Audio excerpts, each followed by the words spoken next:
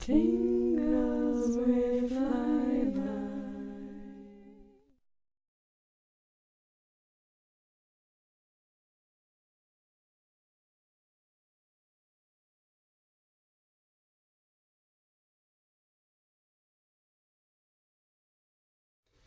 Hello, my tinglings. I'm very excited about this video today. Doing a collaboration with Lady Green Eyes, who is amazing. I love her.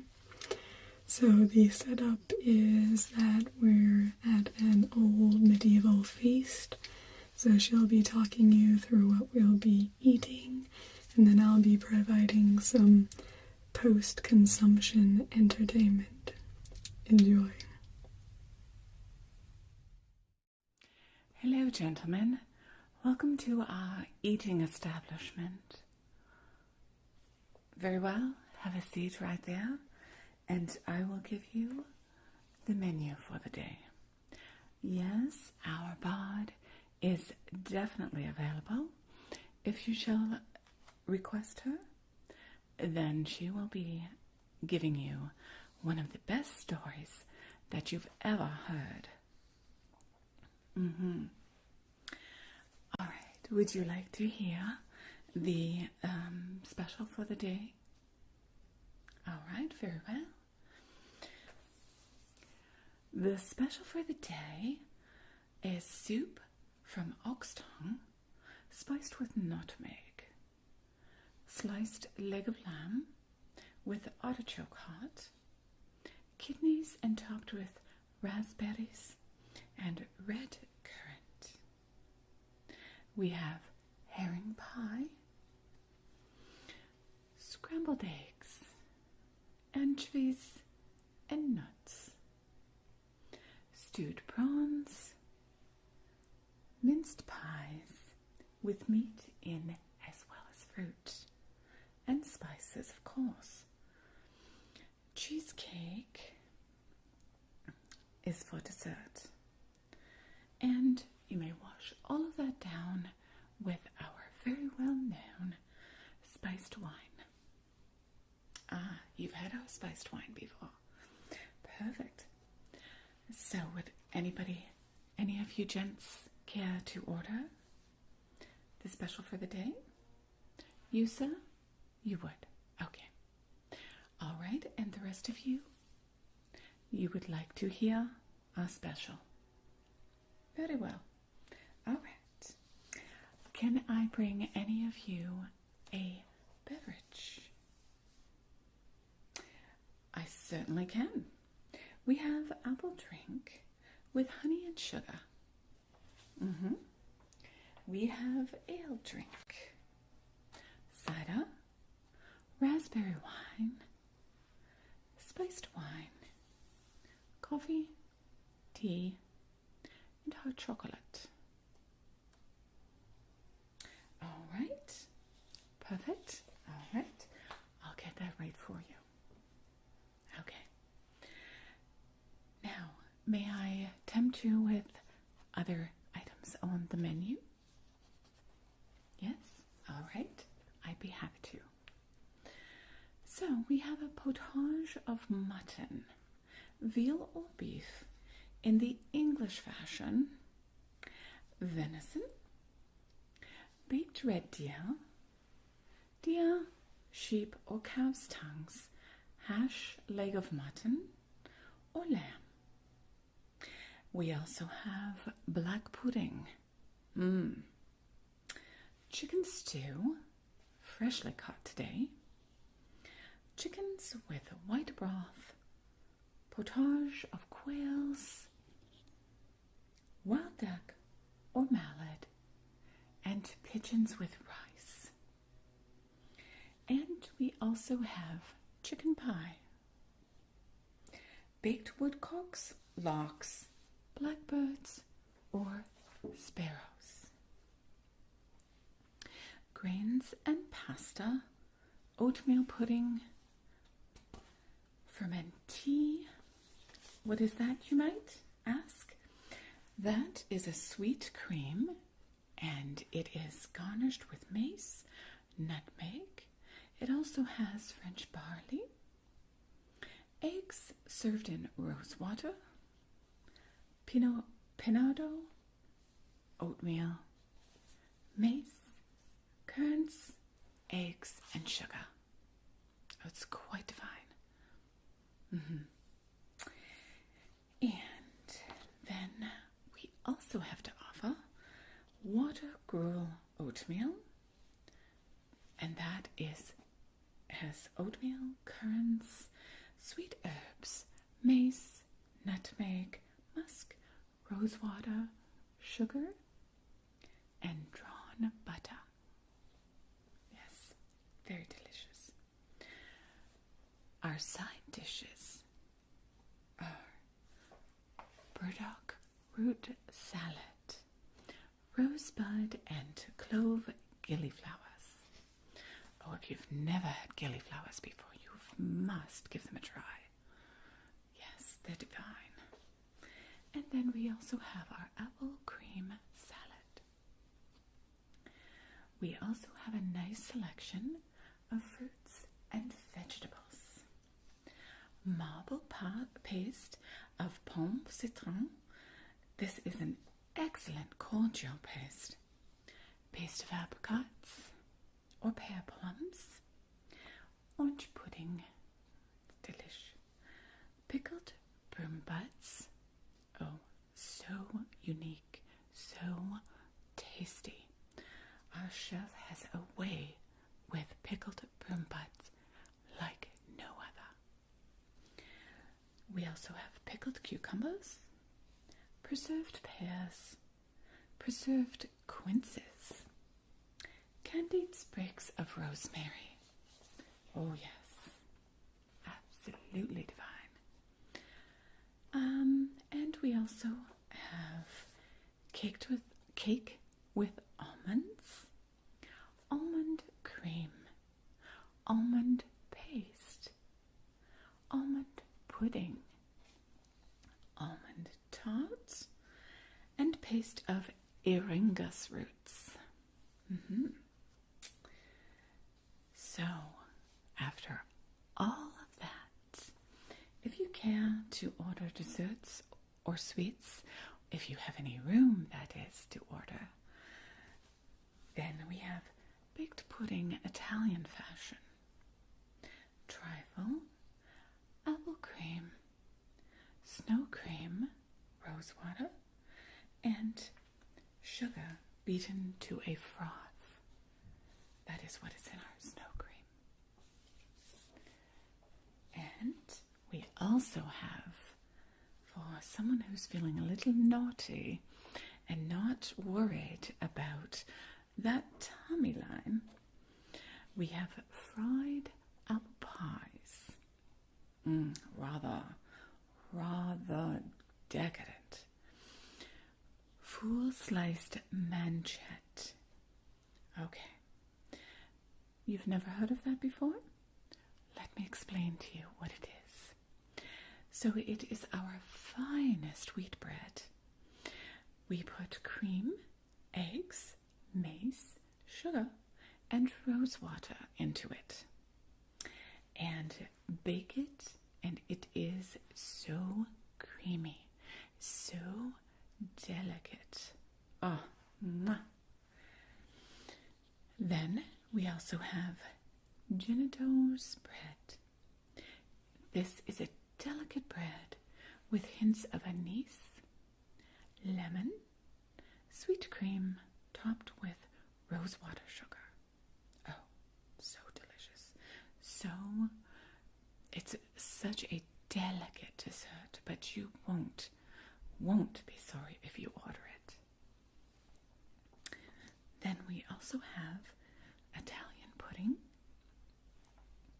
cheesecakes, French macarons, Italian biscuit, Naples biscuit, and shell bread. So what do you gents say? Have you made up your mind? Okay, very well. All right. And for you, sir? Okay. you. All right. Oh, your ladies are going to be joining you later? All right. Okay. All right, well, enjoy your meal and enjoy listening to our storyteller. She is very entertaining. Yes. All right. Enjoy. Hello, my fair ladies and gentlemen. I hope you have properly imbibed plenty of meads and ales and wine, for it adds certainly extra interest to the tales that I shall tell you tonight. The tale I shall tell you tonight is of 3 chests and the wicked old man on the sea. Long ago, there was a goodly farmer, and he had 3 daughters. He tended to his farm, where he grew carrots and wheat and lettuces, and he occasionally had to go down to the nearby lake to fetch water. One day he went down to the lake, and an old man, Vitahenen, who lived in the lake, saw the farmer. Now Vitahenen, he knew that the farmer had 3 daughters. Vitahenen thought he could really use somebody around the house to do some cooking and some cleaning and to scratch his head before he went to sleep. And he thought, what better than one of the farmer's fair daughters? So Vitahenen grabbed the farmer and he held him under the water. And he said, and the farmer pled with him, please, please, let me go, let me go. And Vitahenen said, I will not let you go unless you give me one of your fair daughters. The farmer said, no, I only have 3 daughters. I cannot give one to you. And so Vitahenen held him further in the water, and as the life was beginning to drain from the farmer, he thought, well, I can't leave my daughters orphans. He thought, maybe for the good of the 3, I better sacrifice the oldest one. And so he said, fine, fine, you can have my oldest daughter. So Vitahenen released the farmer, and the farmer returned to his home. He spoke to his eldest daughter, and he said, my dear daughter, I've left a farm tool down at the lake. Would you be able to go and fetch it for me? And his daughter willingly agreed.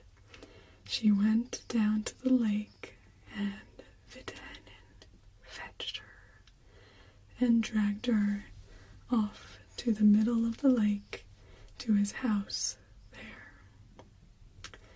When she came into the house, he gave her a ring of keys and treated her quite well. He said, these keys are to open any room in the house.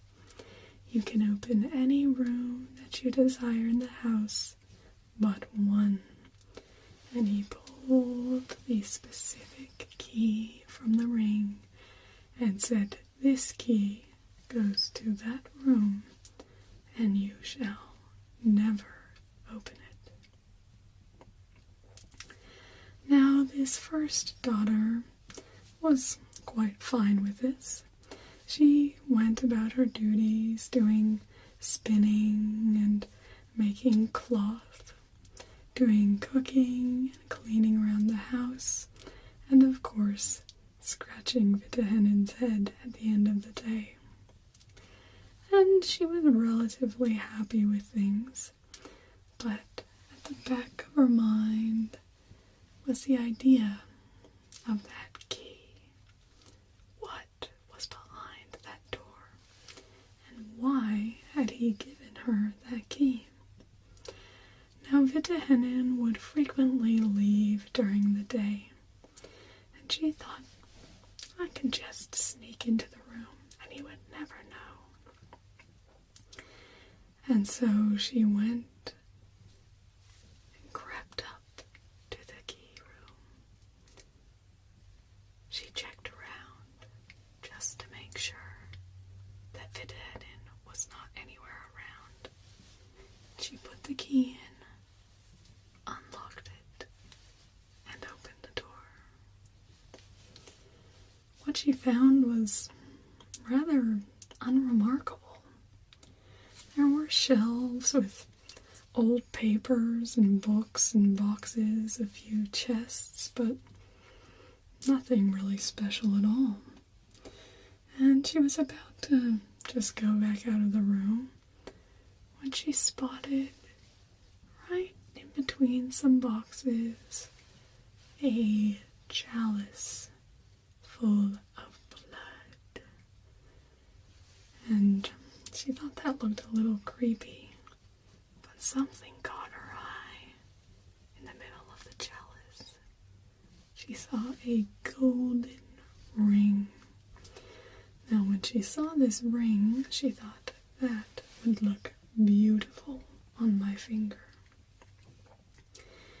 And she thought, oh, it's sitting in the blood, but it's right above it. I think I can get it without touching the blood.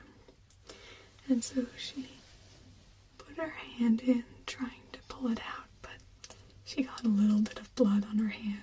She thought, no worry, I can just wash it off. And so she went back out of the room, the ring in tow, but she hid it so that Vitahenen would not see it, locked up the door, and continued about her duties. She went to wash her hands, but the blood wouldn't come off. But she thought, oh, I'll just tell Vitahenen that I cut my finger. Won't be a worry.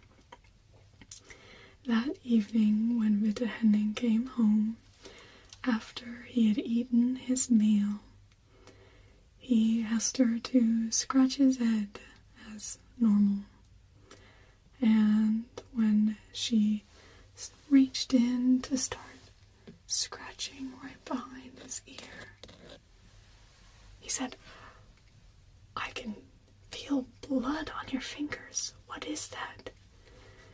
And before she could make any excuse, Vitahenen had chopped off her head, for he was very displeased that she had broken his rule. So he opened the locked door and put her body in there, and her severed head as well. So he went for a few days, but thought it was quite inconvenient no longer having someone around to help out with the cleaning and all of that around the house. It's been really nice to have her. So he waited, and the next time the farmer was on his boat,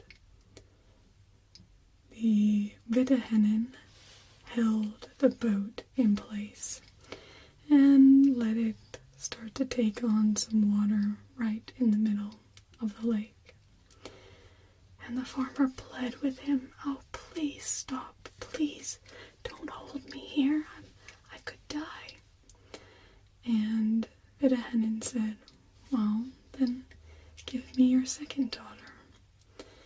And again, the farmer tried to resist, but Vitahenen was too strong.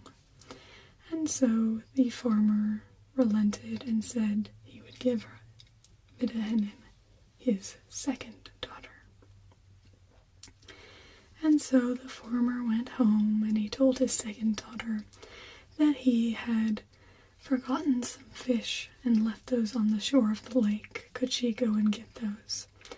And when she went down to the shore of the lake, sure enough, Vidahenen caught her. And the same thing happened as happened with the first daughter. At first she was fine with the rules, but that curiosity just itched at the back of her head. She went in, she saw the ring, she had to have the ring, and she ended up beheaded, unfortunately. Now, by this time, the farmer had just one daughter left, and he was going about his business, quite unaware that his first two daughters had perished. And he was walking through the woods one day and saw the most beautiful pair of leather boots. They were gorgeous black leather, looked brand new but soft, with a nice silver buckle. And they were just laying there like somebody had just left them as a gift for him.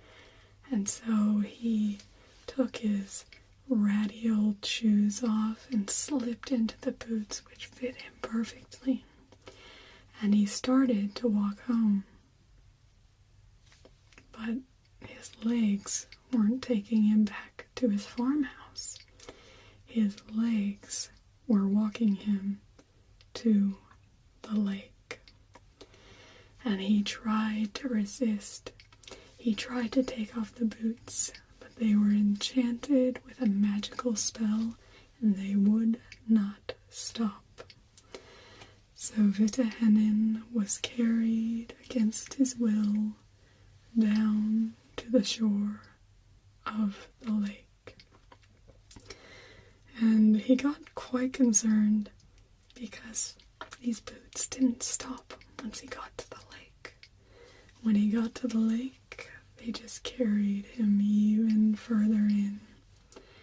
When they were about up to his waist, of course, Vidahenen appeared. And he said, "Please give me your third daughter." And the farmer said, "I have no other daughters. I can't give you my only daughter." And so Vidahenen let the boots continue on their way. And it was up to the farmer's neck. And he could tell that Vidahenen was not going to let him survive. So finally the farmer relented and he said, "Okay, you can have my third daughter." So the farmer returned to his home, and he told his third daughter that he needed her to go down to the lake to fetch some water. She went down to the lake, and again she was trapped by Vidahenen. When she was introduced to the rules of the house and allowed to go to any room, she too thought it was quite curious that she was not allowed to go into this room, but yet was given a key. She made her home quite well.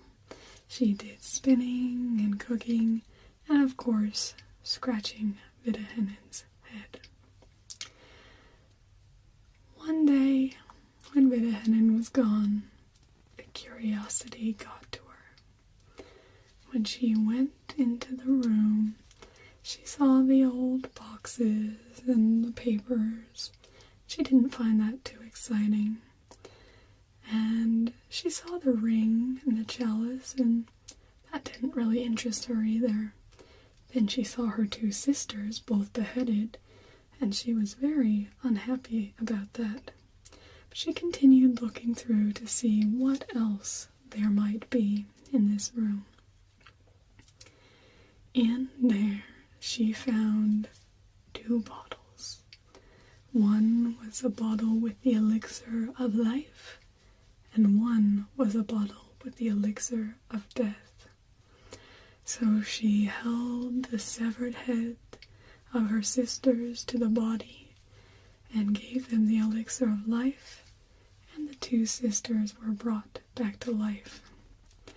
So she put the girls in the empty chests in the room, thinking that she had a plan. So she put the 2 sisters, who were now alive, back in the chest. By then, the elixir of life bottle was completely empty, so she put some of the elixir of death into the other bottle so it wouldn't look completely empty. When Vitahenin came home that evening, she prepared him food as normal and asked Vitahenin, "Please, can you take a chest for me out to the shore of the lake? I have just a few odds and ends around the house that I'd like to give to my father. It would mean so much to me if you would carry them out for me." And Vitahenin, because she was quite a good housekeeper, relented and said that he would take the chest for her. So the next morning, he set off, carrying the chest, on the proviso that he did not look inside. She made sure that he would promise that. So the first sister was freed. On the next day, she asked again, "Oh, I have another chest. Would you please take another one?" He was getting a little annoyed, but said, "Okay." And she said again, "Please, I don't want to be embarrassed about the things. They're really very unimportant, and it would just be embarrassing for you to see them. So please, just make sure you don't look." And he agreed that he would not look into the chest. And he carried this heavy chest across the lake and left it on the shore for the farmer to find. Now, the youngest daughter had an idea for what to do to free herself as well. She did not want to just free her 2 sisters. And so she got into a chest the next day. She prepared the night before by asking Vitahenin again to take a chest across the lake for him. And he said he would. But secretly, in his mind, he was thinking, "I'm going to look inside this time, because I'm annoyed that she keeps asking me to carry these chests across the lake." But she was a step ahead. She set up on the top of the house a stuffed doll that looked just like her, and set out her spinning wheel, so it looked like she was spinning on the roof.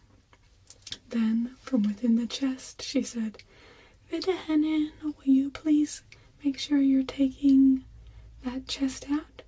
But she was very clever to make her voice sound as if it was coming from the roof. So he was annoyed, but he said, "Okay."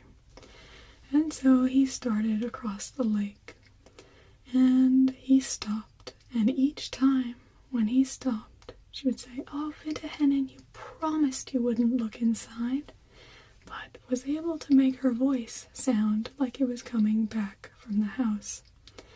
And he went a bit farther, and he thought, "Surely I'm out of her eye shot by now," and said, "Oh no, Vitahenin, please don't check. You don't want to embarrass me." And he kind of rolled his eyes, but went a bit farther. And when he got to the shore, he thought, "Surely I'll be able to check now." But she still said, making her voice sound like it was from very far away, "Oh, Vitahenin, thank you, but remember, you promised you wouldn't look inside." So he was a bit annoyed and thought, well, I better get some really good hair scratches tonight, and went back to the house. When he went back to the house, after all that time, it was getting late in the evening and should be time for his dinner, and yet the youngest daughter was still sitting on the roof. He was quite confused. "What are you doing still up on the roof?" And yet she did not reply. She could hear me all that distance. Why isn't she replying? And he went up to the roof and found what had happened. And he was very angry. And he was so angry that he ended up cutting himself on the spinning wheel. And he was very, very angry. And he was worried and he was bleeding everywhere and quite annoyed. So he went down inside and was going to use some of his elixir of life and drink that down. But because it was, in fact, the elixir of death that was in the bottle, he dropped dead on the spot. And the youngest daughter was found by her former dad and able to rejoin her two sisters. And there was a story throughout the land that Vitahenin had disappeared, kind of a karmic good deed. And that's the story of how the youngest daughter saved her two sisters from the evil Vitahenin. The end. I hope you've enjoyed my story tonight. Hopefully your bellies are full, your minds are full, and you're ready to wander off to a lovely slumber. Good night.